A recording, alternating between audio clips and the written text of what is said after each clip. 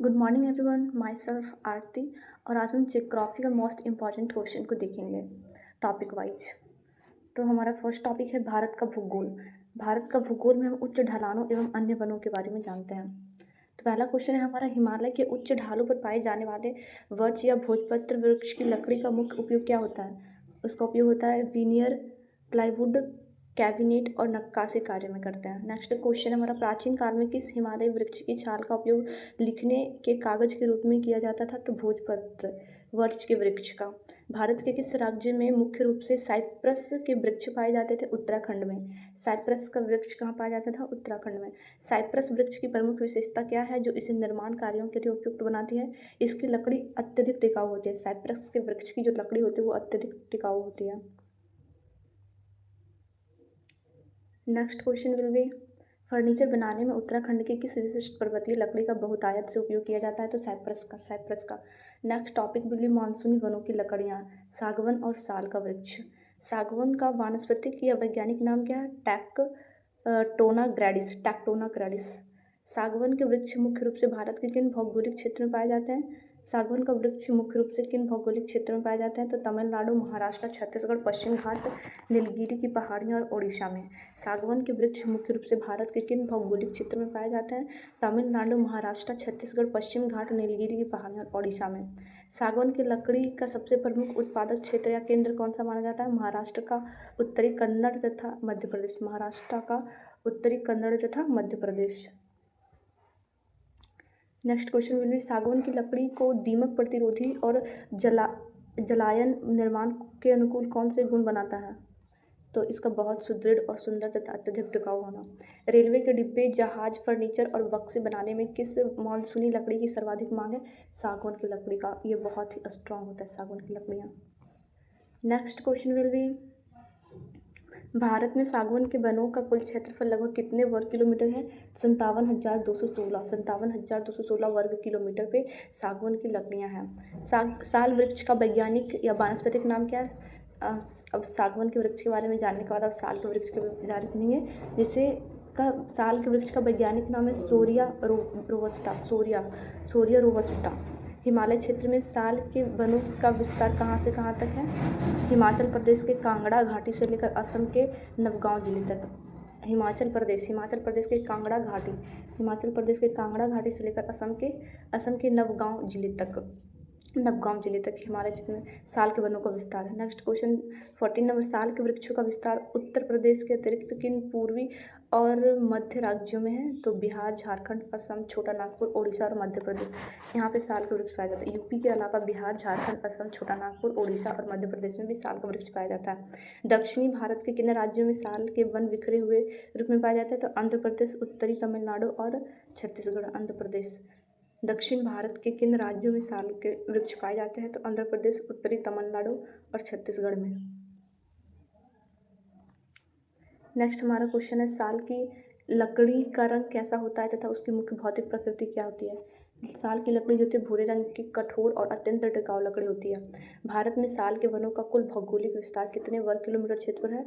1,06,600 वर्ग किलोमीटर। 1,06,600 वर्ग किलोमीटर पर है। भारत में साल के वनों का कुल भौगोलिक विस्तार 1,06,600 वर्ग किलोमीटर पर फैला हुआ है।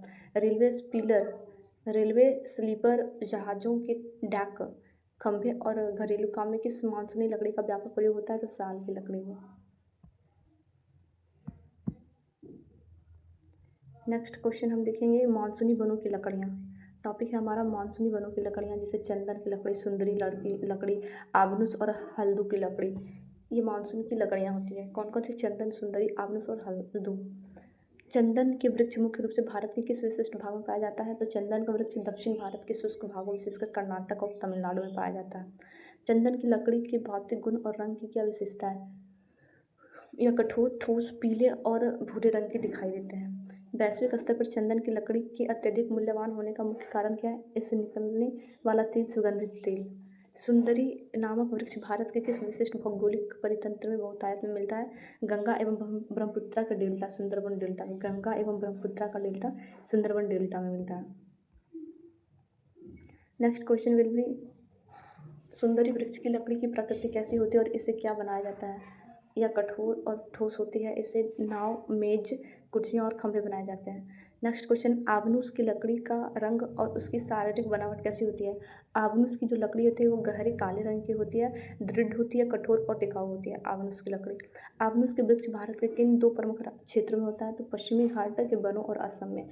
आबनूस की जो लकड़ी है वो पश्चिमी घाट के वनों और असम में होता है, पश्चिमी घाट के वनों और असम में होते हैं। छड़ियाँ के मुठ, छतरियों के दस्ते और महीन खुदाई नक्काशी के लिए किस लकड़ी का उपयोग किया जाता है? आबनूस का। छड़ियाँ के मुठ, छतरियों के दस्ते और महीन खुदाई नक्काशी के लिए किस लकड़ी का उपयोग किया जाता है? आबनूस का। हल्दू वृक्ष की लकड़ी की मुख्य विशेषता क्या है? यह कठोर तथा टिकाऊ होता है। हल्दू वृक्ष की लकड़ी क्या होती है? कठोर। सारा लकड़ी तो कठोर ही हो रहा है, तभी तो हम पढ़ रहे हैं, और टिकाऊ ही है। खिलौना बनाने तथा बारीक नक्काशी के कार्यों में मानसूनी वनों की किस लकड़ी का प्रयोग किया जाता है? हल्दू का। एक अखरोट की लकड़ी का भी मतलब करते हैं, लेकिन यहाँ पे बोल रहा है मानसूनी वन, तो मानसूनी वन में हल्दू आ जाएगा। नेक्स्ट टॉपिक है हमारे मानसूनी वनों की लकड़ियाँ, उसमें पलास और अर्जुन को पढ़ेंगे। मानसूनी वनों की लकड़ियाँ जिसमें हम पलास और अर्जुन को पढ़ेंगे। पलास का वृक्ष मुख्यतः भारत के किन शुष्क एवं अर्धशुष्क क्षेत्रों में उगता है? तो दक्षिण पूर्वी राजस्थान तथा छोटा नागपुर के पठार पर। दक्षिण पूर्वी राजस्थान तथा छोटा नागपुर के पठार पर। इस वृक्ष की पत्तियों का लाक्षा मतलब लाख के कीड़े पाले जाते हैं। पलास की पत्तियों पर लाख के कीड़े रेशम की पाले जाते हैं। नेक्स्ट क्वेश्चन है हमारा, पलास वृक्ष को इसके चटक लाल फूलों के कारण किस लोकप्रिय उपनाम से जाना जाता है? जंगल की आग के नाम से भी जानते हैं, फ्लेम ऑफ द फॉरेस्ट। पलास वृक्ष को इसके चटक लाल फूलों के कारण किस लोकप्रिय उपनाम से भी जाना जाता है? जंगल की आग। पलास का वैज्ञानिक नाम क्या है जिसका उल्लेख देश के वानस्पतिक वर्गीकरण में मिलता है? Butea monosperma. पलास किस भारतीय राज्य का राजकीय पुष्प घोषित है? यूपी और झारखंड का। पलास किस भारतीय राज्य का राजकीय पुष्प है? तो यूपी और झारखंड का। अब नेक्स्ट लकड़ी है हमारा अर्जुन वृक्ष की लकड़ी की भौतिक विशेषता क्या है? यह एक कठोर तथा भारी लकड़ी है। अर्जुन का वृक्ष जो होता है कठोर और भारी लकड़ी होता है।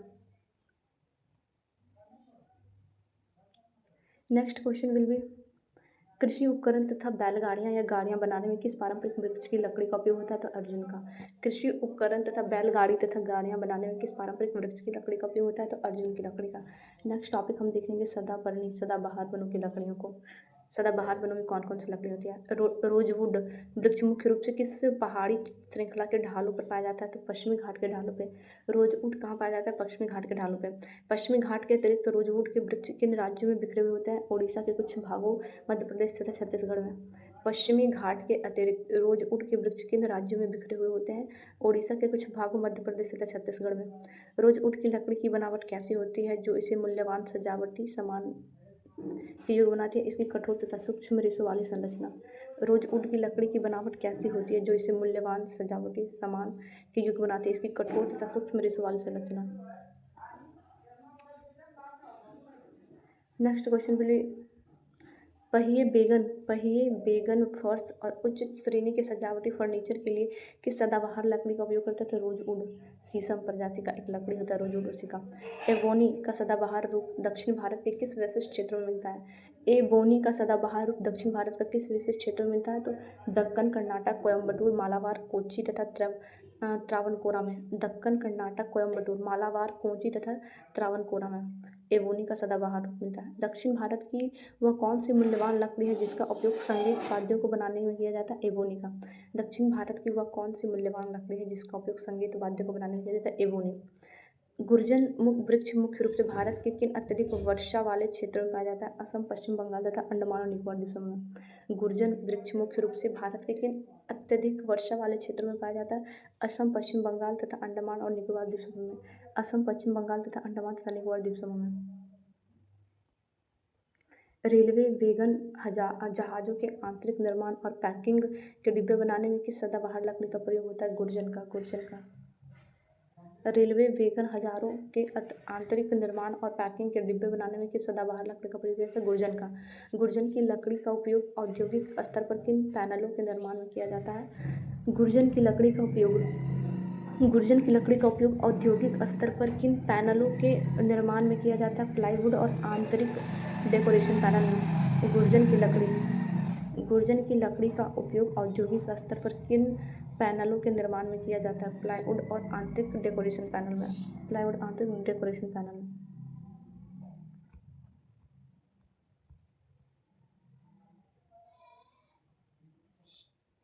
नेक्स्ट हमारा टॉपिक है गौण उपज। माइनर फॉरेस्ट प्रोड्यूस, जिसमें बेंत, तेंदू, लाख, रेजिन आता है। बेंत, तेंदू, लाख और रेजिन आता है। गौण उपज, जिसमें बेंत, तेंदू, लाख और रेजिन को पढ़ेंगे। बेंत मुख्य रूप से किस प्रकार के परितंत्र या वातावरण में उगता है? दलदलीय, ज्वारीय क्षेत्रों तथा जंगलों के नम स्थानों पर बेंत उगता है। भारत के किन राज्यों में बेंत का उत्पादन व्यावसायिक स्तर पर गौण उपज के लिए किया जाता है? कर्नाटक, केरल और असम में। कर्नाटक, केरल और असम में। भारत के किन राज्यों में बेंत का उत्पादन व्यावसायिक स्तर पर गौण उपज के रूप में होता है? कर्नाटक, केरल और असम में। रसिया, टोकरियां, चटाई और हल्की कुर्सियां फर्नीचर बनाने में किस गौण उपज का उपयोग होता है? बेंत का। तेंदू के वृक्ष भारत के किन प्रमुख राज्यों में आर्थिक रूप से महत्वपूर्ण है? तेंदू का वृक्ष भारत के किन प्रमुख राज्यों में आर्थिक रूप से महत्वपूर्ण है? तो उड़ीसा, मध्य प्रदेश, छत्तीसगढ़ और दक्षिण पूर्वी राजस्थान में। दक्षिण पूर्वी राजस्थान में तेंदू का वृक्ष जो है मध्य प्रदेश, छत्तीसगढ़, उड़ीसा और दक्षिण पूर्वी राजस्थान में प्रसिद्ध है। तेंदू के वृक्ष का कौन सा भाग बीड़ी उद्योग के लिए कच्चे माल के रूप में प्रयोग किया जाता है? तेंदू की पत्तियां।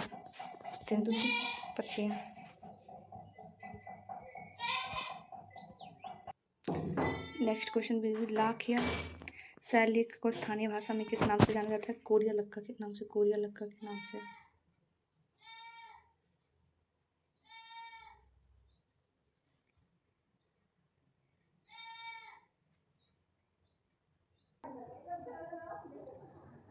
नेक्स्ट क्वेश्चन, तेंदू के वृक्ष का कौन सा भाग बीड़ी उद्योग के लिए कच्चे माल के रूप में प्रयोग किया जाता है? तो तेंदू की पत्तियां।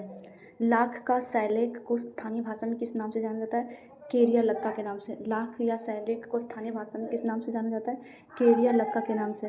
लाख वास्तव में क्या है जो पेड़ों से प्राप्त होता है? यह केरिया लक्का नामक कीट से स्रावित होने वाला एक राल है। यह केरिया लक्का नामक कीट से स्रावित होने वाला एक राल है। लाख के कीड़े मुख्य रूप से किन वृक्षों पर पाले जाते हैं? लाख के कीड़े मुख्य रूप से किन वृक्षों पर पाले जाते हैं? पलास, पीपल, कुसुम, शीशम, गूलर और बरगद पर। पलास, पीपल, कुसुम, शीशम, गूलर और बरगद पर। लाख के कीड़े मुख्य रूप से किन वृक्षों पर पाए जाते हैं? पलास, पीपल, कुसुम, शीशम, गूलर और बरगद पर। भारत का कौन सा राज्य देश के कुल लाख उत्पादन का लगभग 60% हिस्सा उत्पादित करता है? झारखंड। भारत का कौन सा राज्य देश के कुल लाख उत्पादन का लगभग 60% हिस्सा उत्पादित करता है? झारखंड।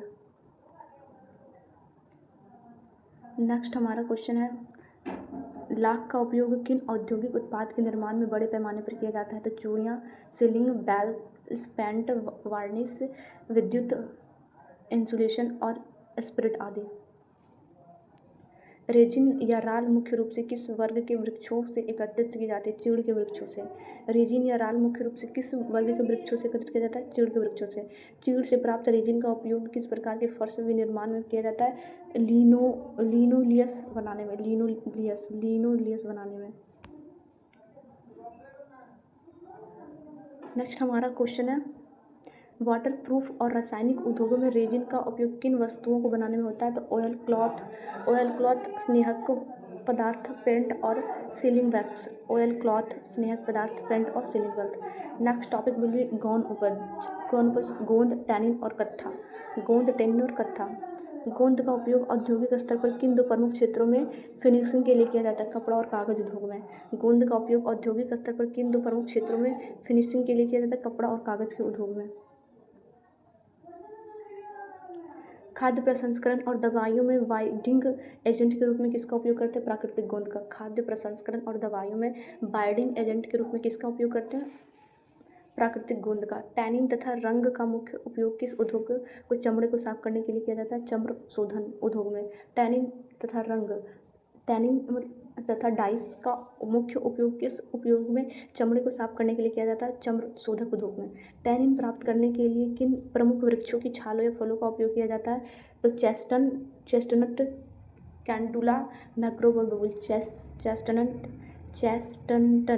चेस्टनट, कैंडुला, मैक्रोब और बबूल। सौंदर्य प्रसाधन और पारंपरिक चिकित्सा में रंग और टैनिन के लिए किन पौधों का प्रयोग किया जाता है? मेहंदी, चंदन, बरबेरी और अनार का। नेक्स्ट हमारा क्वेश्चन है, कत्था मुख्य रूप से किस वृक्ष की लकड़ी के अर्क से तैयार किया जाता है? खैर वृक्ष की लकड़ी से, खैर वृक्ष की लकड़ी से। कत्था मुख्य रूप से किस वृक्ष की लकड़ी के अर्क से तैयार किया जाता है? खैर वृक्ष की लकड़ी से। भारत के किन राज्यों में कत्था उद्योग पारंपरिक रूप से व्यापक रूप में से फैला हुआ है? उत्तर प्रदेश, मध्य प्रदेश, बिहार और गुजरात। भारत के किन राज्यों में कत्था उद्योग पारंपरिक रूप से व्यापक रूप से फैला हुआ है?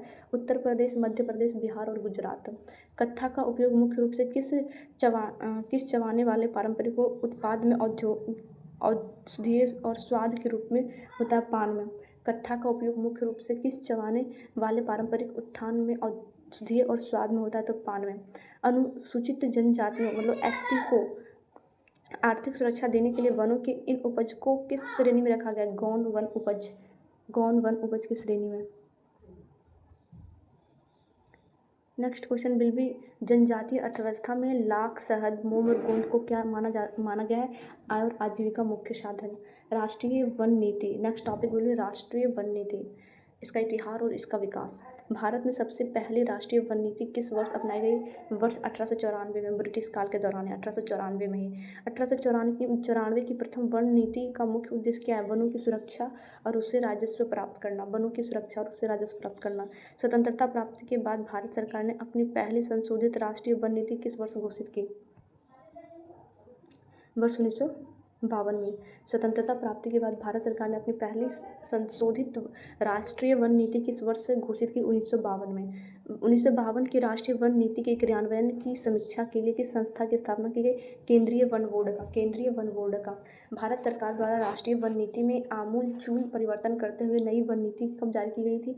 7 दिसंबर 1988 को, 7 दिसंबर 1988 को भारत सरकार द्वारा राष्ट्रीय वन नीति में आमूलचूल परिवर्तन करते हुए नई वन नीति कब जारी की गई थी? 7 दिसंबर 1988 को, 7 दिसंबर 1988 को। 1988 की राष्ट्रीय वन नीति का मुख्य और प्रशासनिक लक्ष्य क्या है? क्या निर्धारित किया गया है? पर्यावरण स्थिरता और पारिस्थितिक संतुलन को बनाए रखना। 1988 की राष्ट्रीय वन नीति का मुख्य और प्रशासनिक लक्ष्य क्या निर्धारित किया गया है? पर्यावरण स्थिरता और पारंपरिक संतुलन को बनाए रखना, पर्यावरण स्थिरता और पारंपरिक संतुलन को बनाए रखना। नेक्स्ट टॉपिक विल बी 1988 की वन नीति के 1988 नेक्स्ट क्वेश्चन है 1988 की वन नीति के अनुसार भारत के कुल भौगोलिक क्षेत्रफल के कितने प्रतिशत भाग पर वनावरण होना अनिवार्य है? 33% भाग पर। पर्वतीय और पहाड़ी क्षेत्र में पारिस्थितिक क्षरण को रोकने के लिए कितने प्रतिशत वन क्षेत्र का लक्ष्य है?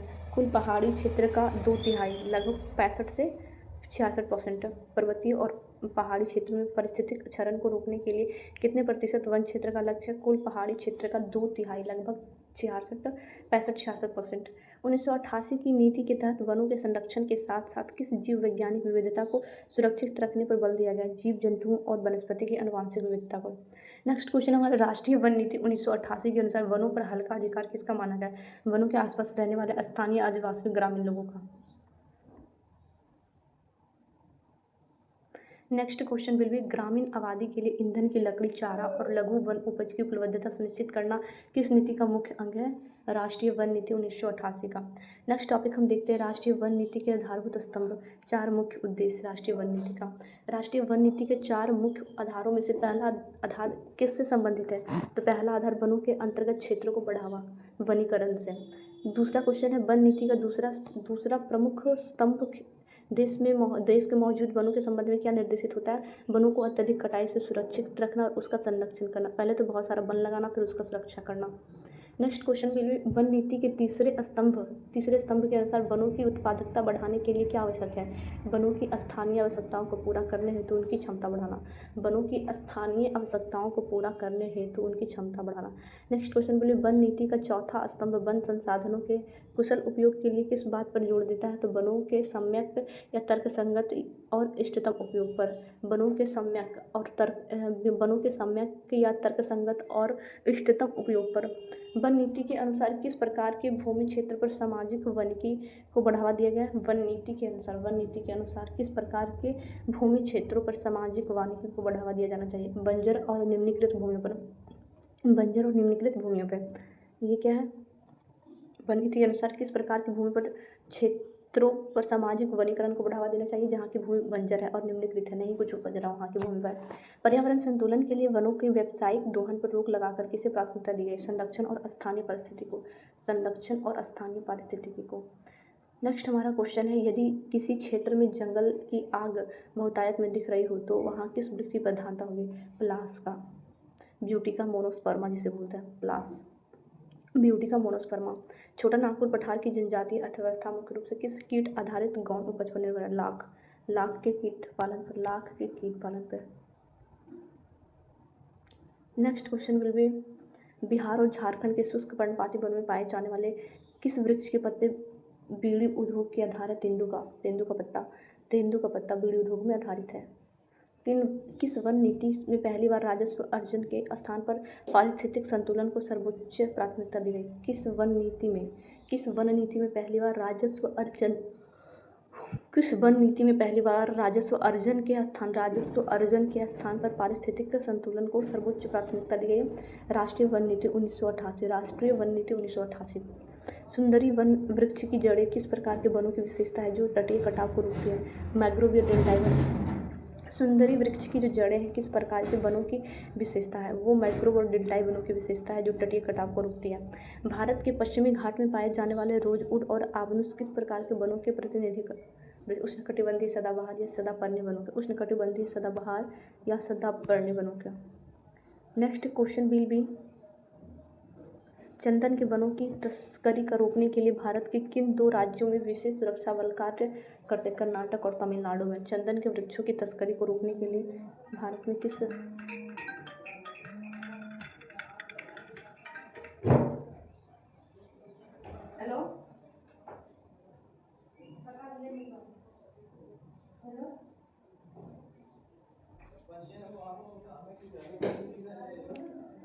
नेक्स्ट क्वेश्चन विल बी, चंदन के वनों की तस्करी रोकने के लिए भारत के किन 2 राज्यों में विशेष सुरक्षा बल कार्य करता है? कर्नाटक और तमिलनाडु में।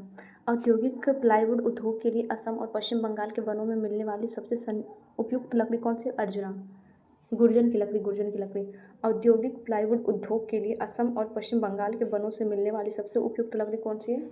औद्योगिक प्लाईवुड उद्योग के लिए असम और पश्चिम बंगाल के वनों से मिलने वाली सबसे उपयुक्त लकड़ी कौन सी है? अर्जुन। चीड़ के वनों से रेजिन निकालने की प्रक्रिया किस भारतीय पर्वतीय राज्य के राजस्व का एक बड़ा स्रोत है? उत्तराखंड और हिमाचल प्रदेश। खैर वृक्ष की अंतःकाष्ठ को उबालकर कौन सा व्यावसायिक उत्पाद प्राप्त किया जाता है? खैर वृक्ष की अंतःकाष्ठ को उबालकर कौन सा व्यावसायिक उत्पाद बनाया जाता है? कत्था। खैर के वृक्ष की अंतःकाष्ठ को उबालकर कौन सा व्यावसायिक उत्पाद बनाया जाता है? कत्था।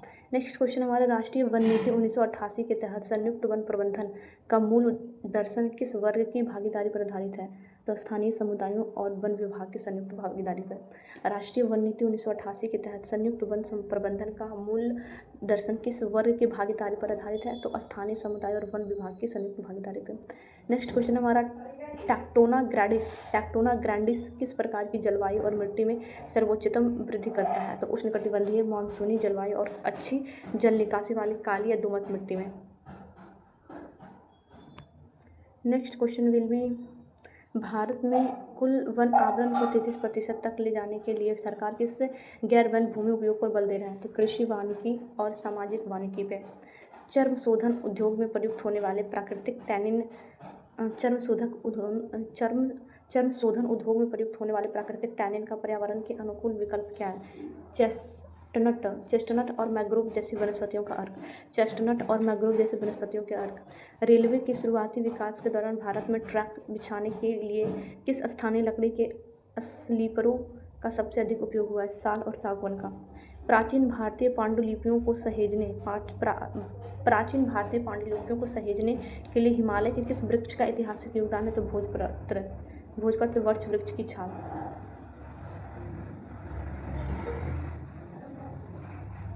नेक्स्ट टॉपिक विल बी गोंद, टेनिंग तथा कत्था। गोंद का उपयोग मुख्य रूप से किन उद्योग में किया जाता है? तो चिपकाने में किया जाता है, प्रिंटिंग, टेक्सटाइल की फिनिशिंग, कागज छांटने, पेंट, कैंडी या ड्रग्स बनाने में गोंद का प्रयोग किया जाता है। ड्रग्स बनाने में, कैंडी, पेंट, कागज छांटने, फिनिशिंग, टेक्सटाइल की फिनिशिंग, प्रिंटिंग, चिपकाने, ये सारे में गोंद के प्रयोग होता है। चमड़े के शुद्धिकरण के लिए किस पादप उत्पादन का उपयोग किया जाता है? तो टैनिन का। टैनिन मुख्य रूप से किन वृक्ष की छाल से प्राप्त होता है? टैनिन जो है मैंग्रोव, वाटल, अर्जुन, चेस्टनट और कैसूरिना आदि वृक्ष की छाल से प्राप्त होता है। कौन कौन से? मैंग्रोव, बैटल, अर्जुन, चेस्टनट और कैसूरिना आदि वृक्ष की छाल से। रंगने के पदार्थ पौधों के किस भागों से प्राप्त किए जाते हैं? रंगने का जो पदार्थ होता है पौधे के किन भागों से प्राप्त किया जाता है? तो पौधों तथा वृक्षों जैसे कि लॉर्डवुड, कच्छ, मेहंदी, चंदन, बर्बेरी, शहतूत, सागौन, ये सब रंगने के पदार्थ पौधों के किन भागों से प्राप्त किए जाते हैं? पौधों तथा वृक्षों से, जैसे कि लॉगवुड, कच्छ, मेहंदी, चंदन, बर्बेरी, शहतूत, सागौन आदि। नेक्स्ट हमारा क्वेश्चन है सागौन, सफोला, केसर, सीडर आदि, ये सब रंगने का पदार्थ पौधे को किन भागों से प्राप्त होता है? पौधे तथा उसके वृक्ष से, जैसे कि लॉगवुड, कच्छ, मेहंदी, चंदन, बर्बेरी, शहतूत, सागवन, सफोला, केसर, सीडर आदि। नेक्स्ट क्वेश्चन विल बी कत्था किस वृक्ष से प्राप्त किया जाता है? तो खैर वृक्ष से। भारत के किन राज्य में खैर का वृक्ष व्यापक रूप से पाया जाता है? खैर का वृक्ष उत्तर प्रदेश, मध्य प्रदेश, राजस्थान, गुजरात, बिहार और हिमाचल प्रदेश। उत्तर प्रदेश, मध्य प्रदेश, बिहार, झारखंड में बिहार, राजस्थान, गुजरात और हिमाचल प्रदेश। अनुसूचित जनजाति एवं अन्य पारंपरिक वनवासी वन अधिकारों की मान्यता अधिनियम किस वर्ष पारित किया गया? वर्ष 2006 में। वन मान्यता अधिनियम, वन अधिकारों की मान्यता अधिनियम किस वर्ष पारित हुआ? 2006 में। वन अधिकार अधिनियम 2006 के तहत वनवासियों को किन गौण वनोपजों के स्वामित्व का अधिकार दिया गया? बांस, बेंत, तेंदू पत्ता, लाख, शहद, मोम आदि का। वन अधिकार अधिनियम 2006 के अनुसार पारंपरिक वनवासियों को वनों के संबंध में कौन से 3 मुख्य अधिकार प्राप्त है? तो 3 अधिकार है संग्रह, उपयोग व निपटान का अधिकार। संग्रह, उपयोग व निपटान का अधिकार। औषधियाँ बनाने में किस वन उत्पाद का उपयोग स्थिरीकरण और वाइडिंग एजेंट के रूप में होता है? तो गोंद का उपयोग।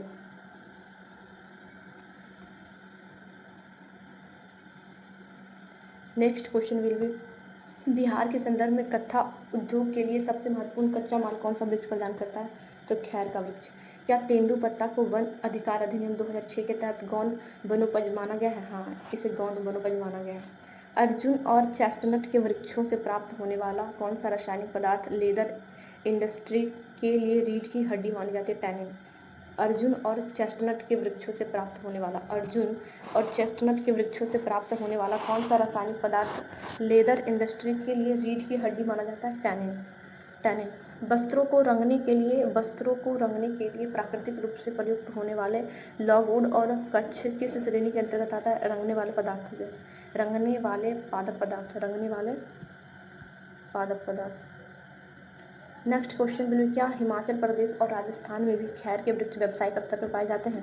हाँ, दोनों राज्यों में पाए जाते हैं। क्या हिमाचल प्रदेश और राजस्थान में खैर के वृक्ष व्यावसायिक स्तर पर पाए जाते हैं? हाँ, दोनों राज्यों में पाए जाते हैं। नेक्स्ट क्वेश्चन बिल्कुल वन अधिकार अधिनियम 2006 का मुख्य उद्देश्य क्या है? अनुसूचित जनजातियों और पारंपरिक वनस्पतियों के वन अधिकारों को मान्यता देना। वन अधिकार अधिनियम 2006 का मुख्य उद्देश्य क्या है? अनुसूचित जनजातियों और पारंपरिक वनस्पतियों के वन अधिकारों को मान्यता देना। कपड़ों की छपाई और वस्त्र उद्योग वस्त्र उद्योग में चमक और कड़ापन लाने के लिए किसका प्रयोग होता है? गोंद का। कपड़ों की छपाई और वस्त्र उद्योग में चमक और कड़ापन लाने के लिए किसका प्रयोग होता है? गोंद का। कैसूरीना वृक्ष में मुख्य रूप से क्या निकाला जाता है जिसका उपयोग उद्योगों में शोधन कार्य के लिए होता है? टैनिन। कैसूरीना वृक्ष से मुख्य रूप से क्या निकाला जाता है जिसका उपयोग उद्योगों में शोधन कार्य के लिए होता है? टैनिन का। नेक्स्ट क्वेश्चन विल बी मिठाई या कन्फेक्शनरी उद्योग में वाइडिंग के लिए किस प्राकृतिक वन उत्पाद का प्रयोग किया जाता है? गोंद का। मिठाई या कन्फेक्शनरी उद्योग में बाइंडिंग के लिए किस प्राकृतिक वन उत्पाद का प्रयोग होता है? तो गोंद का। भारत के किस हिस्से भौगोलिक क्षेत्र में खैर के वृक्ष सर्वाधिक संकेंद्रित है? उत्तर, मध्य और पश्चिम भारत के शुष्क व अर्धशुष्क क्षेत्र में। भारत के किस हिस्से भौगोलिक क्षेत्र में खैर के वृक्ष सर्वाधिक संकेंद्रित है? उत्तर, मध्य और पश्चिम भारत के शुष्क व अर्धशुष्क क्षेत्र में। नेक्स्ट टॉपिक विल बी राष्ट्रीय वन नीति। भारत में सबसे पहली वन नीति किस सरकार द्वारा बनाई गई थी? ब्रिटिश सरकार के द्वारा।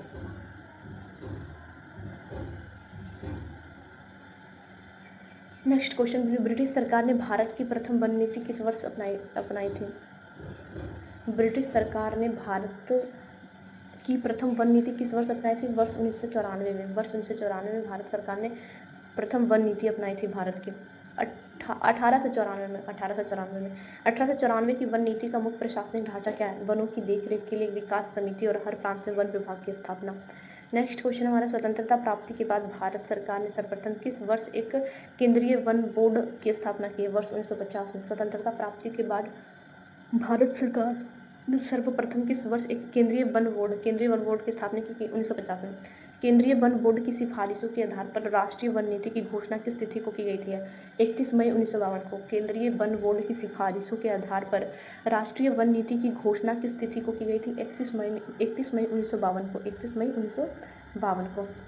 नेक्स्ट क्वेश्चन विल बी 1952 की वन नीति। 1952 की वन नीति के प्रस्ताव में वनों के संबंध में क्या महत्वपूर्ण विचार स्वीकार किया गया था? वन अब कृषि के दास मात्र नहीं है, बल्कि वे कृषि भूमियों की उत्पादकता को बनाए रखने एवं उसे बढ़ाने के लिए भी परम आवश्यक है। नेक्स्ट क्वेश्चन है हमारा, 1952 की राष्ट्रीय वन नीति के तहत भारत के कुल भौगोलिक क्षेत्रफल के कितने प्रतिशत हिस्से पर वनों का विस्तार का लक्ष्य रखा गया? 33.3%। 33.3% हिस्से, 33.3% मतलब 1/3 हिस्से पर।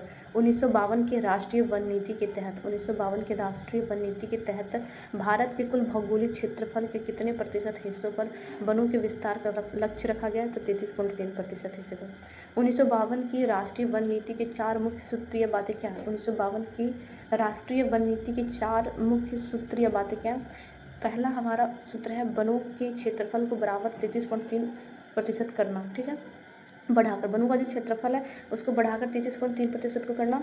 दूसरा है वनों को लगाना। तीसरा है वनों को सुरक्षित करना। चौथा है वनों के संबंध में अनुसंधान करना। वनों के संबंध में अनुसंधान करना, वनों को सुरक्षित रखकर वनों को लगाना और वनों को बढ़ाकर 33.3% करना। नेक्स्ट हमारा प्रश्न आ गया, क्या 1952 की वन नीति अपने निर्धारित उद्देश्य को पूर्णतः प्राप्त करने में सफल रही? नहीं, यह नीति अपने उद्देश्य को प्राप्त करने में असफल रही है। 1952 की नीति की विफलता के बाद भारत सरकार द्वारा अगली नई राष्ट्रीय वन नीति कब घोषित की गई थी? 1952 के बाद घोषित की गई थी 7 दिसंबर 1988 को। 7 दिसंबर 1988 को। 1988 की राष्ट्रीय वन नीति के 3 मुख्य लक्ष्य क्या निर्धारित किए गए हैं? 1988 की राष्ट्रीय वन नीति के 3 मुख्य लक्ष्य क्या निर्धारित किए गए हैं? 3 मुख्य लक्ष्य, पहला पर्यावरण स्थिरता, दूसरा जीव जंतुओं और वनस्पति जैसे प्राकृतिक धरोहर को देखभाल करना, तीसरा लोगों की बुनियादी जरूरतों को पूरा करना।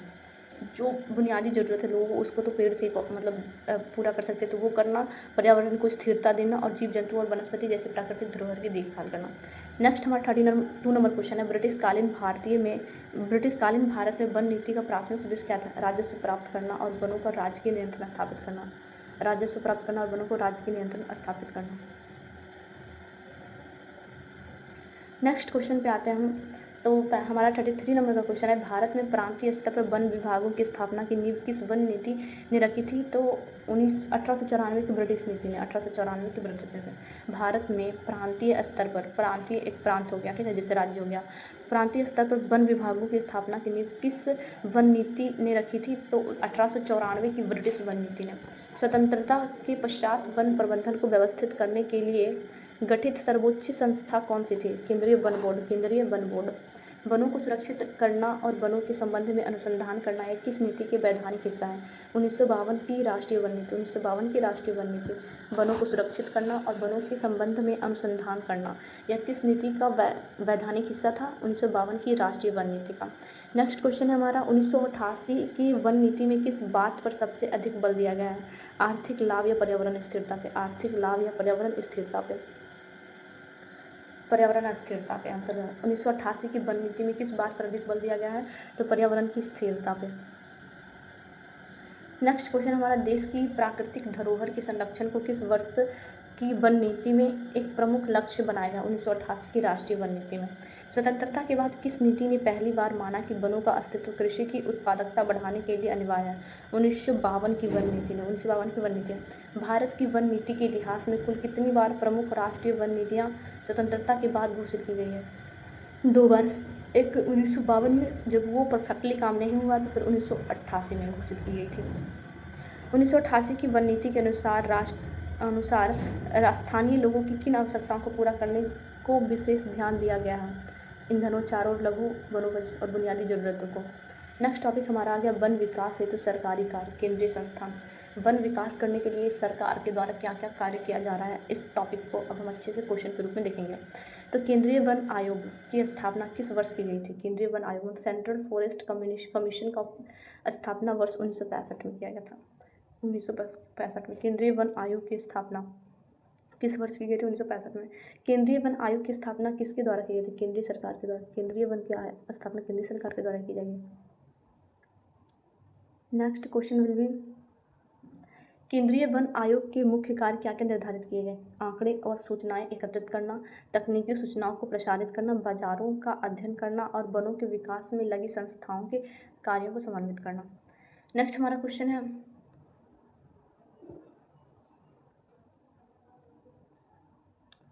नेक्स्ट क्वेश्चन विल बी, केंद्रीय वन आयोग तकनीकी सहायता किसे प्रदान करता है? केंद्रीय वन बोर्ड को।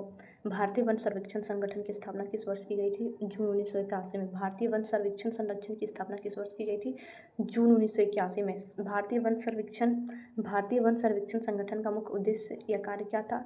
वनों में क्या क्या वस्तुएं उपलब्ध है उनका पता लगाना। वनों में क्या क्या वस्तुएं उपलब्ध है उसका पता लगाना। भारत में वन अनुसंधान संस्थाएं की स्थापना कब और कहाँ की गई थी? वर्ष 1906 में देहरादून में की गई थी। भारत में वन अनुसंधान संस्थान फॉरेस्ट रिसर्च इंस्टीट्यूट FRI की स्थापना कब और कहाँ की गई थी? 1906 ईस्वी में देहरादून में किया गया था। देहरादून स्थित वन अनुसंधान संस्थान का मुख्य उद्देश्य क्या है? वनों से प्राप्त वस्तुओं के संबंध में अनुसंधान करना एवं वनों के संबंध में शिक्षा देना। नेक्स्ट टॉपिक क्वेश्चन हमारा, वन अनुसंधान संस्थान देहरादून के 4 क्षेत्रीय केंद्र कहाँ कहाँ स्थित है? तो 4 क्षेत्रीय केंद्र जो है बंगलौर में, कोयम्बटूर, जबलपुर और बुरनीहट में। जबलपुर कहाँ है? जबलपुर MP साइड है। कोयम्बटूर, मंगलौर और बुरनीहाट, ये चारों जो है क्षेत्रीय केंद्र है अनुसंधान रिसर्च इंस्टीट्यूट फॉरेस्ट का क्षेत्रीय केंद्र है। बंगलौर, कोयम्बटूर, जबलपुर और बुरनीहाट।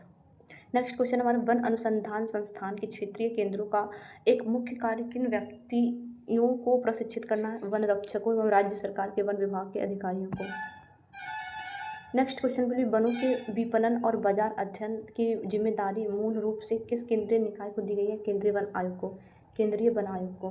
भारत के किस संगठन को देश के वन आवरण के मानचित्रण और समय समय पर सर्वेक्षण का कार्य सौंपा गया है? भारतीय वन सर्वेक्षण संगठन, जून 1981। भारतीय वन सर्वेक्षण संगठन, जून 1981। ब्रिटिश काल के दौरान 1906 में स्थापित होने वाला भारत का सबसे पुराना वन अनुसंधान संकाय कौन सा था? वन अनुसंधान संस्थान FRI देहरादून।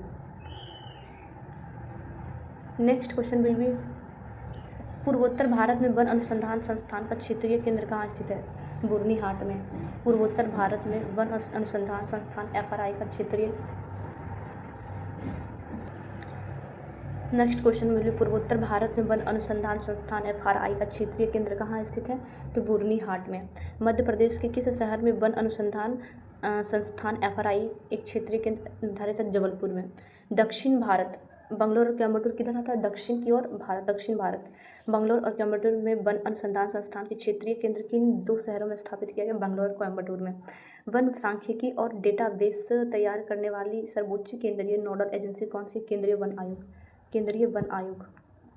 नेक्स्ट क्वेश्चन बोले, वन रक्षकों के व्यावसायिक प्रशिक्षणों में किस संस्थान के क्षेत्रीय केंद्रों की बड़ी भूमिका होती है? वन अनुसंधान संस्थान FRI की।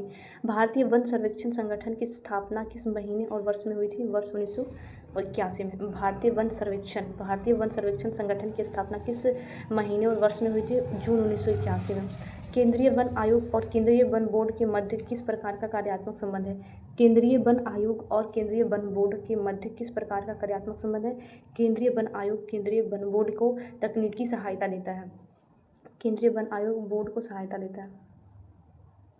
नेक्स्ट क्वेश्चन विल बी, वन विकास हेतु सरकारी कार्य। वन विकास हेतु सरकारी कार्य, काष्ठ कला निगम एवं वन महोत्सव।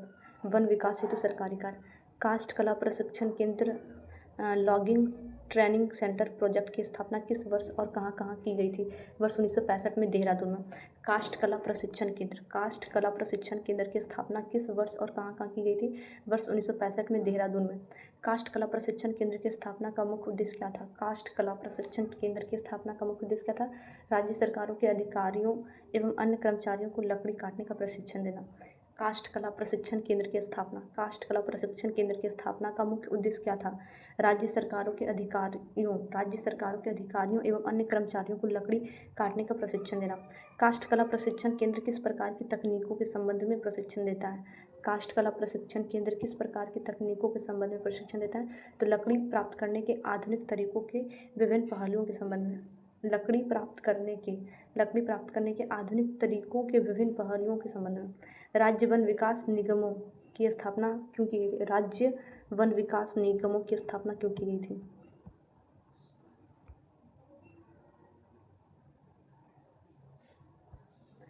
राज्यों द्वारा वनों को ठेके पर उठाने और ठेकेदारों द्वारा वनों के अंधाधुंध लकड़ी आदि काटने की प्रथा को समाप्त करने के लिए राज्य वन विकास निगमों की स्थापना के पीछे सरकार की क्या नीति रही है? प्रत्येक राज्य में वानिकी वन विकास निगम बनाई जाए जिससे ठेकेदार समाप्त हो सके। इस दस्तावेज के प्रकाशन तक भारत के कितने राज्यों में वन विकास निगम बन चुके हैं? 19 राज्यों में। भारत में वन महोत्सव की शुरुआत किस वर्ष की गई थी? 1950 में वन महोत्सव मनाया था 1950 में। वर्ष 1950 में वन महोत्सव का आरंभ किसके द्वारा किया गया था? तत्कालिक कृषि मंत्री के एम मुंशी द्वारा। तत्कालिक कृषि मंत्री के एम मुंशी के द्वारा के एम मुंशी द्वारा शुरू किए गए वन महोत्सव आंदोलन का मूल नारा या नाम क्या था? अधिक वृक्ष लगाओ आंदोलन। वन महोत्सव आंदोलन का मुख्य उद्देश्य क्या निर्धारित किया गया है? मानव द्वारा निर्मित वनों का क्षेत्रफल बढ़ाना और जनता में वृक्षारोपण प्रवृत्ति को पैदा करना। प्रति वर्ष पूरे देश में वन महोत्सव कार्यक्रम किस अवधि में मनाया जाता है? 1 जुलाई से 7 जुलाई तक। 1 जुलाई से 7 जुलाई तक। जुलाई का प्रथम सप्ताह में वन महोत्सव कार्यक्रम मनाया जाता है। जुलाई के प्रथम सप्ताह में। लकड़ी की बर्बादी रोकने और वैज्ञानिक ढंग से लॉगिंग को बढ़ावा देने के लिए 1965 में कौन सा विशिष्ट संस्थान बना था? काष्ठ कला प्रशिक्षण केंद्र देहरादून। काष्ठ कला प्रशिक्षण केंद्र देहरादून। वनों के दोहन में बिचौलियों या ठेकेदारों की तानाशाही और शोषण को समाप्त करने के लिए राज्य स्तर पर किस संस्थागत ढांचे का निर्माण किया गया है? राज्य वन विकास निगम का। राज्य वन विकास निगम का।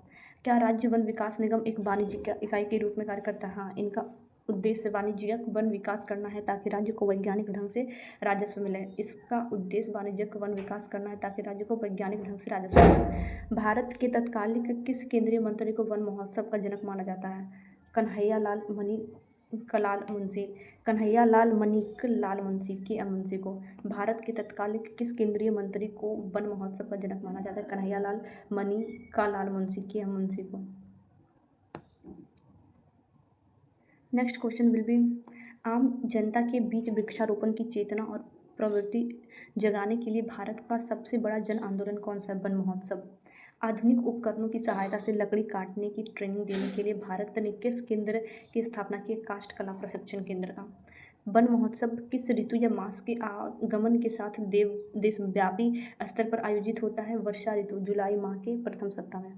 वनों की वाणिज्यिक प्रबंधन और संरक्षण का दोहरा कार्य राज्य में कौन सी संस्था संभालते हैं? राज्य वन विकास निगम। राज्य one Vikas Nigam. Next question will B काष्ठ कला प्रशिक्षण केंद्र के लाभार्थियों में मुख्य रूप से कौन शामिल होते हैं? तो मुख्य रूप से शामिल होती है राज्य सरकारों के वन अधिकारी एवं कर्मचारी। नेक्स्ट टॉपिक है हमारा भारतीय वन प्रबंधन संस्थान एवं मिश्रित या उच्च स्तरीय समीक्षा। ठीक है, तो भारतीय वन प्रबंधन संस्थान Indian institute of forest management IIFM की स्थापना किस वर्ष की गई थी? 1982 में। भारतीय वन प्रबंधन संस्थान की स्थापना 1982 में हुई थी। भारतीय वन प्रबंधन संस्थान IIFM Indian institute of forest management IIFM का मुख्यालय कहाँ स्थित है? भोपाल मध्य प्रदेश में। भोपाल मध्य प्रदेश में। Next question will B Bhopal स्थित IIFM की स्थापना किस विदेशी संस्थान के सहयोग से हुई है? तो स्वीडिश इंटरनेशनल विकास संस्थान SIDC के सहयोग से।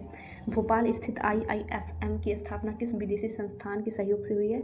तो स्वीडिश इंटरनेशनल विकास संस्थान के सहयोग से। IIFM की स्थापना में भारत के किस प्रमुख प्रबंधन संस्थान ने वैचारिक और व्यवहारिक सहयोग प्रदान किया था? भारतीय प्रबंधन संस्थान अहमदाबाद। भारतीय प्रबंधन संस्थान अहमदाबाद में। भारतीय वन प्रबंधन संस्थान IIFM की स्थापना का मूल प्रशासनिक दर्शन क्या है? वनों का आधुनिक और वैज्ञानिक प्रबंधन करना। भारतीय वन प्रबंधन संस्थान की स्थापना का मूल प्रशासनिक दर्शन क्या है? वनों का आधुनिक और वैज्ञानिक प्रबंधन करना। ब्रिटिश काल की 1894 की वन नीति और स्वतंत्र भारत की 1952 की वन नीति में क्या मुख्य अंतर है? ब्रिटिश काल की 1894 की वन नीति और स्वतंत्रता के बाद जो भारत सरकार का 1952 का वन नीति है, उन दोनों का मुख्य अंतर क्या है? उन दोनों का मुख्य अंतर है 1894 की जो नीति केवल राजस्व और वन रक्षा पर केंद्रित थी, जबकि 1952 की नीति ने वनों को कृषि का पूरक माना और 33.3% का लक्ष्य रखा। नेक्स्ट क्वेश्चन हमारा 1988 की वन नीति के अनुसार वनों का पहला अधिकार किसका माना गया है? वनों के आसपास रहने वाले स्थानीय आदिवासियों और पारंपरिक निवासियों का। नेक्स्ट क्वेश्चन हमारा सीडा का पूर्ण रूप क्या है, जिसने भारतीय वन प्रबंधन संस्थान की स्थापना में वित्तीय व तकनीकी मदद की है? स्वीडिश इंटरनेशनल विकास संस्थान। स्वीडिश इंटरनेशनल विकास संस्थान। नेक्स्ट क्वेश्चन हमारा है भारत में वन नीतियों के विकास क्रम के अनुसार पर्यावरण संतुलन को आर्थिक लाभ से ऊपर किस वर्ष वैधानिक वरीयता मिली है? वर्ष 1988 की राष्ट्रीय वन नीति में। वर्ष 1988 की राष्ट्रीय वन नीति में। नेक्स्ट हमारा क्वेश्चन है भारत सरकार का वह कौन सा संस्थान है जो प्रबंधकीय कौशल को वानिकी क्षेत्र से जोड़ता है? भारत सरकार का वह कौन सा संस्थान है जो प्रबंधकीय कौशल मैनेजमेंट स्किल को वानिकी क्षेत्र फॉरेस्ट्री सेक्टर से जोड़ता है? तो भारतीय वन प्रबंधन संस्थान IIFM भोपाल। कत्था उत्पादन का कार्य भारत के किस भौगोलिक क्षेत्र में एक प्रमुख कुटीर या लघु उद्योग में होता है? उत्तर और मध्य भारत, विशेषकर यूपी, मध्य प्रदेश और बिहार में। नेक्स्ट क्वेश्चन बिल्कुल भारत में वन आवरण की इन्वेंट्री वस्तुओं की उपलब्धता तैयार करने के लिए FSI 1981 किस प्रकार के वैज्ञानिक तरीकों का उपयोग करता है? तो वन सर्वेक्षण और मानचित्र तकनीकी का। 1950 में स्थापित केंद्रीय वन बोर्ड की सिफारिशों का सीधा परिणाम किस नीति के रूप में सामने आया? 1952 की राष्ट्रीय वन नीति। वन अनुसंधान संस्थान FRI के क्षेत्रीय केंद्रों का नेटवर्क भारत के किन 4 अलग अलग भौगोलिक कोनों को कवर करता है? तो दक्षिण में बंगलौर, कोयम्बटूर, मध्य में जबलपुर और पूर्वोत्तर वुरनी हाट को। वन अनुसंधान संस्थान FRI फॉरेस्ट रिसर्च इंस्टीट्यूट के क्षेत्रीय केंद्रों का नेटवर्क भारत के किन 4 अलग अलग भौगोलिक कोनों को कवर करता है? दक्षिण में बंगलौर और कोयम्बटूर को, मध्य में जबलपुर को और पूर्वोत्तर में वुरनी हाट को। नेक्स्ट क्वेश्चन है हमारा स्वतंत्रता के बाद किस वर्ष को भारतीय वानिकी के इतिहास में संस्थागत ढांचा स्थापना वर्ष कहा जाता है, जिसमें 2 बड़े केंद्र काष्ठ कला और वन आयोग खुले हैं? 1965। वन अधिकार अधिनियम 2006 के तहत गौण वनोपज का अधिकार मिलने से वनवासियों को क्या आर्थिक लाभ हुआ है? उन्हें बांस, तेंदुआ का पत्ता को स्वयं संग्रह करने, उपयोग करने और बाजार में बेचने का मालिकाना हक मिला है। नेक्स्ट क्वेश्चन विल बी राष्ट्रीय वन नीति 1952। राष्ट्रीय वन नीति 1952 के विफल होने के एक मुख्य कारण क्या था? जनसंख्या का दबाव, कृषि भूमि का अनियंत्रित विस्तार और नीति का कड़ाई से लागू न होना। नेक्स्ट क्वेश्चन है कत्था बनाने के लिए खैर वृक्ष के किस भाग का उपयोग मुख्य रूप से प्रसंस्करण प्रोसेसिंग के लिए किया जाता था? खैर वृक्ष की आंतरिक लकड़ी का, हार्डवुड का, आंतरिक लकड़ी का। चमड़ा उद्योग में टैनिन का उपयोग किस लिए अपरिहार्य माना जाता है? चमड़े में के शुद्धिकरण, स्थायित्व और उसे सड़ने से बचाने के लिए। नेक्स्ट क्वेश्चन है भारतीय वन प्रबंधन संस्थान IIFM को स्वायत्तता और अकादमिक सुदृढ़ता प्रदान करने में किस भारतीय कॉरपोरेट प्रबंधन संस्थान का अकादमिक सहयोग रहा है? IIM अहमदाबाद का। Next topic will be one संरक्षण अधिनियम 1980 से संबंधित बहुत सारे प्रश्न। वन संरक्षण अधिनियम 1980, वन को कब संरक्षण अधिनियम बनाया गया? वन संरक्षण अधिनियम 1980 में। केंद्र सरकार द्वारा वन संरक्षण अधिनियम किस वर्ष पारित और लागू किया गया था? वर्ष 1980 में। वन संरक्षण अधिनियम 1980 के तहत किसी भी वन भूमि को गैर वन भूमि मतलब कृषि भूमि में परिवर्तन करने के लिए किसकी पूर्वानुमति अनिवार्य? केंद्र सरकार का। अगर हम किसी वन के क्षेत्र को कृषि भूमि बनाना चाहते हैं तो उसमें हम केंद्र सरकार से सहमति लेंगे। वन संरक्षण अधिनियम में किस वर्ष संशोधन करके इसे राष्ट्रीय वन नीति के रूप में कारगर बनाया गया? वन संरक्षण अधिनियम में किस वर्ष संशोधन करके इसे राष्ट्रीय वन नीति के रूप में कारगर बनाया गया? 1988 में। 1980 से पहले वन संरक्षण अधिनियम था, उसके बाद अब राष्ट्रीय वन संरक्षण नियम राष्ट्रीय वन नीति के रूप में कारगर बनाया गया 1988 ईस्वी में।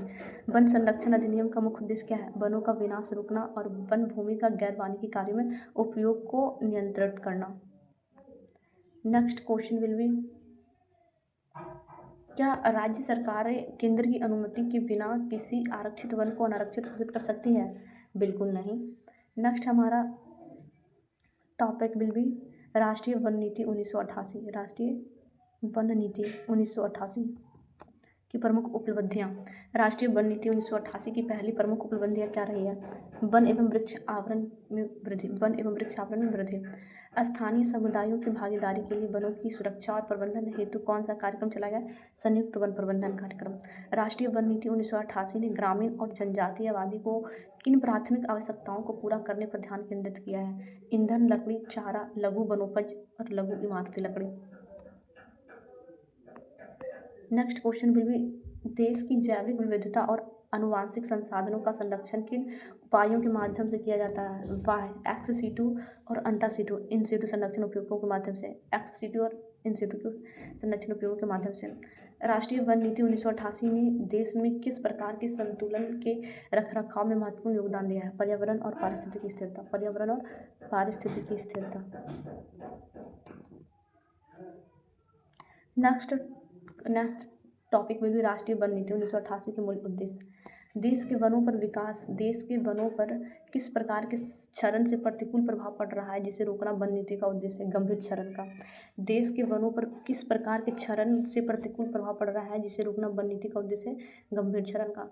राष्ट्रीय वन नीति के अनुसार जहाँ आवश्यक हो वहाँ पर्यावरण स्थिरता बनाए रखने के लिए क्या किया जाना चाहिए? पारिस्थितिकी संतुलन का संरक्षण और संरक्षण की बहाली। देश की प्राकृतिक विरासत का संरक्षण करने के लिए किन वनों को संरक्षित करना आवश्यक माना गया? बचे हुए प्राकृतिक वनों को। नेक्स्ट क्वेश्चन में भी प्राकृतिक वनों के संरक्षण से जीवों की किस विशेषता को बचाया जा सकता है? जीव जंतुओं की विशाल विविधता को।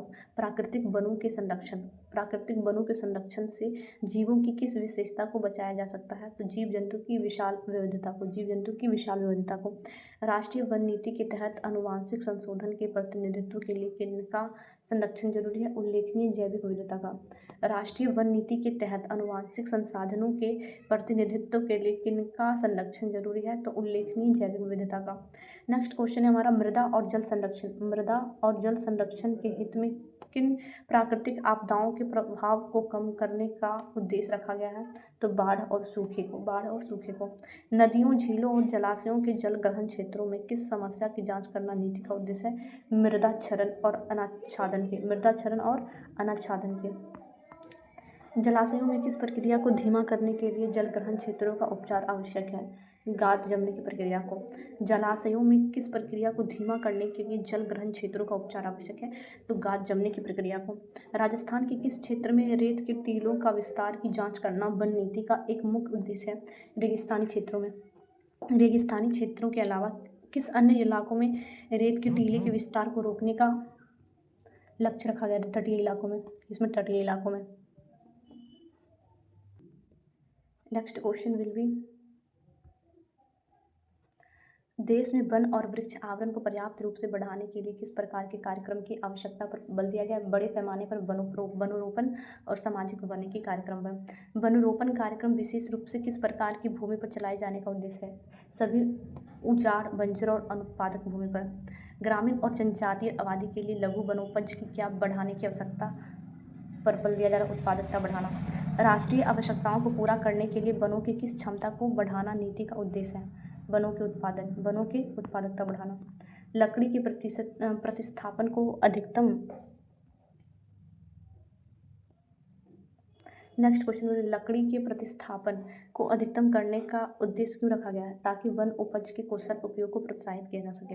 मौजूदा वनों पर दबाव को कम करने के लिए किसकी भागीदारी से एक विशाल जन आंदोलन बनाने का निर्माण करना तय किया गया है? महिलाओं की भागीदारी से, पार्टिसिपेट ऑफ वोमेन से।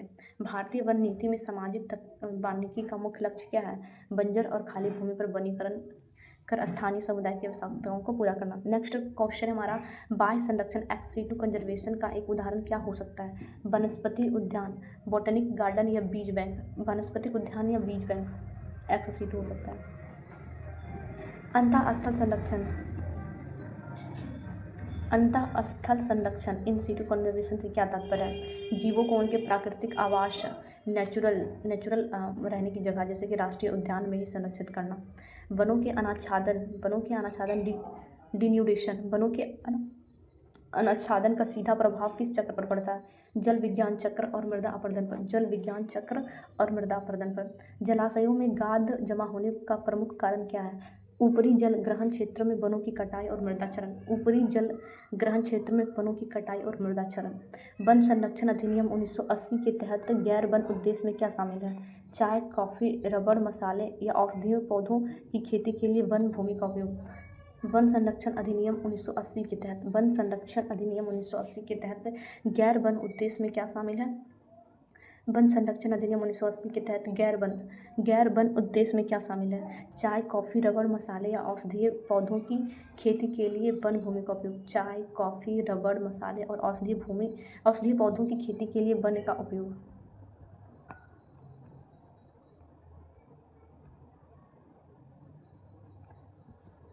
नेक्स्ट क्वेश्चन विल बी राष्ट्रीय वन नीति 1988 के अनुसार पारिस्थितिक स्थिरता और पर्यावरण संतुलन के लिए न्यूनतम कितना भूभाग वन आच्छादित होना चाहिए? तो कुल भौगोलिक क्षेत्र का 1/3 मतलब 33% होना चाहिए। वन नीति 1988 के तहत जनजातियों के कौन से पारंपरिक अधिकारों को मान्यता दी गई है? लघु वनोपज, माइनर फॉरेस्ट प्रोड्यूस के संग्रहण और उपयोग का अधिकार। वनों पर जनसंख्या और पशुधन का दबाव कम करने के लिए किस विकल्प को बढ़ावा देने की बात कही गई? ईंधन और चारे के लिए वैकल्पिक स्रोत का। लकड़ी के अलावा और क्या उपयोग कर सकते हो इसका? नेक्स्ट हमारा क्वेश्चन है वन प्रबंधन में महिलाओं की भागीदारी को विशेष महत्व क्यों दिया गया है? क्योंकि ग्रामीण क्षेत्र में ईंधन और चारा इकट्ठा करने में महिलाओं की भूमिका प्राथमिक होती है। नेक्स्ट क्वेश्चन है संयुक्त वन प्रबंधन JFM ज्वाइंट फॉरेस्ट मैनेजमेंट में किन दो पक्षों के बीच साझेदारी होती है? राज्य वन विभाग और स्थानीय ग्राम समुदाय का। रेगिस्तानीकरण को रोकने के लिए तटीय और मरुस्थलीय क्षेत्रों में क्या किया गया है? शेल्टर बेल्ट मतलब रक्षक मेखला का सघन वृक्षारोपण। वन उपज के कुशल उपयोग का क्या अर्थ है? लकड़ी की बर्बादी न्यूनतम करना और उसके वैकल्पिक जैसे कि कंपोस्ट वुड को अपनाना। यस। नेक्स्ट हमारा क्वेश्चन आ जाएगा क्या वन संरक्षण अधिनियम 1980 निजी स्वामित्व वाली वन भूमि पर भी लागू होता है? हाँ, यदि वह आधिकारिक तौर पर वन भूमि के रूप में दर्ज है तो। नेक्स्ट टॉपिक आ गया हमारा नीतिगत प्रभाव और पर्यावरण भूगोल से जुड़े कुछ प्रश्न। भारत में पर्यावरण और पारिस्थितिकी स्थिरता के रखरखाव का मुख्य आधार किसे माना गया है? राष्ट्रीय वन नीति का। वनों के गंभीर क्षरण से देश के किन क्षेत्रों पर सबसे अधिक विपरीत प्रभाव पड़ा है? जलग्रहण क्षेत्रों और कृषि उत्पादकता पर। नेक्स्ट हमारा क्वेश्चन है अनुवांशिक पूल जेनेटिक पूल के संरक्षण के लिए वन नीति में किस पर जोर दिया गया है? प्राकृतिक वनों के अछूते क्षेत्रों को बचाए रखने पर। नदियों में अचानक आने वाली बाढ़ को नियंत्रित करने में वन किस प्रकार सहायक होता है? नदियों में अचानक आने वाली बाढ़ को नियंत्रित करने में वन किस प्रकार सहायक होता है? वन जल के बहाव को धीमा करता है और मृदा द्वारा जल सोखने की क्षमता बढ़ाता है। सामाजिक वानिकी कार्यक्रम के तहत किस प्रकार की गैर उत्पादक भूमि का उपयोग किया जाता है? रेलवे लाइनों, नहरों के किनारे और गाँव की साझा भूमि पर। सामाजिक वानिकी कार्यक्रम के तहत किस प्रकार की गैर उत्पाद भूमि का उपयोग किया जाता है? तो रेलवे लाइनों, नहरों के किनारे और गांव की आम साझा भूमि। नेक्स्ट क्वेश्चन है वन संरक्षण अधिनियम 1980 के उल्लंघन पर दंड देने का प्रावधान किस संशोधन द्वारा सुदृढ़ किया गया? 1988 के संशोधन अधिनियम के द्वारा। नेक्स्ट क्वेश्चन विल बी राष्ट्रीय वन नीति 1988 के अनुसार ईंधन की लकड़ी के लिए किस प्रकार के पौधों को प्राथमिकता दी जानी चाहिए? तेजी से बढ़ने वाले स्थानीय वृक्षों की प्रजातियों को।